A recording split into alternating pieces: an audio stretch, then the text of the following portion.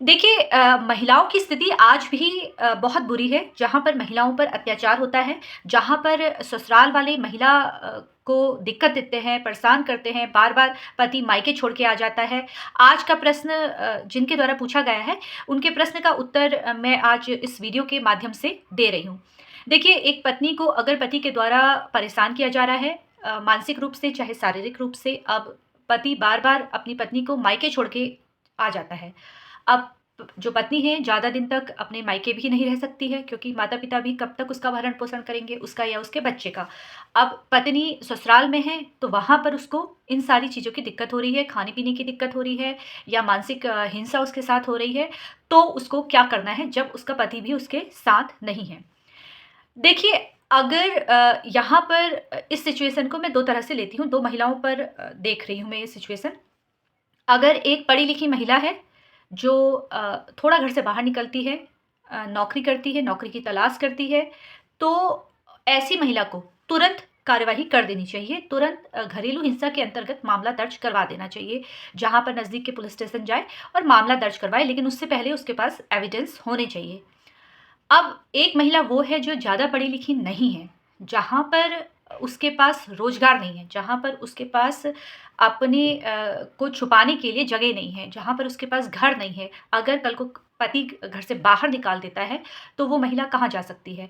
ज़्यादा से ज़्यादा अपने मायके जा सकती है। अब मायके में भी स्थिति इतनी ख़राब है कि महिला को माता-पिता नहीं रख पा रहे हैं।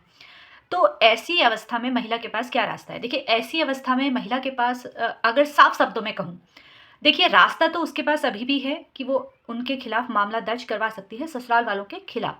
लेकिन अगर हम यहाँ पर देखा जाए, ससुराल वालों के खिलाफ अगर वो मामला लेके जाती है, तो वहाँ पर जब वो पुलिस स्टेशन जाएगी, क्योंकि वापस तो उसको घर आना है और उस पर और ज़्यादा अत्याचार उस पर किया जाएगा। अब रास्ता क्या है? ये तो सिचुएशन मैंने आपको बताई। अगर पढ़ी-लिखी महिला है, वो तो तुरंत कदम उठाएगी। अब जहाँ पर बात आ जाती है कि महिला के पास रोज़गार नहीं है, महिला मायके नहीं जा पा रही है, तो क्या करे ऐसी स्थिति में? देखिए, ऐसी स्थिति में अगर आपको उस घर में अपने जान का खतरा नहीं है, तो आप वो छोटी-छोटी बातों को आपके लिए इग्नोर करना ही बेहतर होगा, जब तक आपका रहने का प्रबंध कहीं और ना हो। अगर आपके रहने का प्रबंध कहीं और हो जाता है, किसी रिश्तेदार के पास या भाई के पास या माता-पिता के पास, तो वहाँ पर कुछ दिन रहकर आप अपना लिए रोज़गार ढूँढ सकती हैं।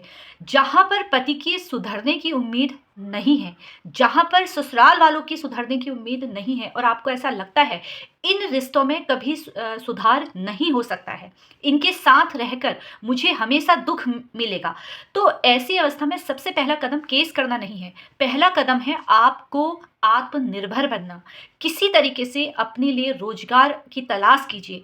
कोई संस्था ऐसी है जो रोज़गार देती है, कहीं किसी से संपर्क कीजिए जिससे आपको काम मिले और अगर आपको आपके हाथ में पैसा आएगा, चाहे थोड़ा ही सही, उसके बाद आप एक छत का इंतज़ाम कीजिए जहाँ पर आप रह सकती हैं और उसके बाद आपको उसी घर से ध्यान रखिए कि उसी घर से आपको तुरंत केस करना है, तुरंत ऐसे व्यक्ति के खिलाफ मामले दर्ज कराने हैं जो आप पर अत्याचार कर रहा है, शारीरिक हिंसा आपके साथ हो रही है, मानसिक हिंसा आपके साथ हो रही है।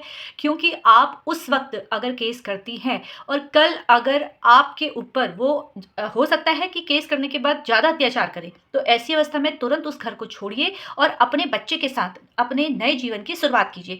क्योंकि केस करना एक देखिए, केस करने से महिला जहाँ पर आपको ये एहसास हो रहा है कि पति कभी नहीं सुधरने वाला है, सास-ससुर कभी नहीं सुधरेंगे, तो ऐसे व्यक्तियों पर केस करके आप अपना समय खराब कर रही हैं, पैसा बर्बाद करेंगी, वकीलों को फीस देना पड़ेगा, सब चीज़ होगी। जहाँ पर आपको सुधरने की उम्मीद आपको लग रही है कि नामुमकिन सी है, जहाँ पर लग रहा है कि वो नहीं सुधरेंगे, तो ऐसी अवस्था में रोज़गार की तलाश कीजिए। उसके बाद आपके पास अधिकार बहुत है, आप घरेलू हिंसा के तहत मामला दर्ज करवा सकती हैं, लेकिन थोड़ा अपने आप को काबिल बनाने की कोशिश कीजिए। केस करना बहुत आसान है। मैं आपको सीधे ये भी कह सकती हूँ कि अगर आपका पति आपके साथ मारपीट कर रहा है, तो गाली-गलौज कर रहा है, ससुराल वाले अत्याचार कर रहे हैं, तो तुरंत थाने जाइए, मामला दर्ज करवाइए। आपको अपने हक की लड़ाई लड़नी है, लेकिन इससे पहले आपको अपने लिए रोज़गार की तलाश करनी पड़ेगी, क्योंकि आप तो किसी तरीके से रह सकती हैं, लेकिन आपके साथ अगर बच्चा है, उसको तो आपका साथ की ज़रूरत है। उस वक़्त अपने आप थोड़ा पॉज़िटिव रहिए, थोड़ा सकारात्मक सोचिए। हो सकता है कल का आने वाला समय आपके लिए काफ़ी बेहतर हो। अभी अगर तुरंत कार्यवाही करती हैं, तो हो सकता है आपको घर से बाहर निकाल दिया जाए, अत्याचार हो जाए और ज़्यादा आपके ऊपर, और आप उस वक़्त ना आप अपने माता-पिता के साथ रह सकती हैं, वो नहीं रख सकते हैं आपको। कोई भी सिचुएशन हो सकता है माता-पिता ना हों आपके, लेकिन उस वक़्त आपके पास कम से कम अगर रोज़गार होगा तो छत होगी। महिलाओं को का काबिल होना बहुत ज़रूरी है, और आजकल के समय में महिलाओं के पास रोज़गार होना चाहिए।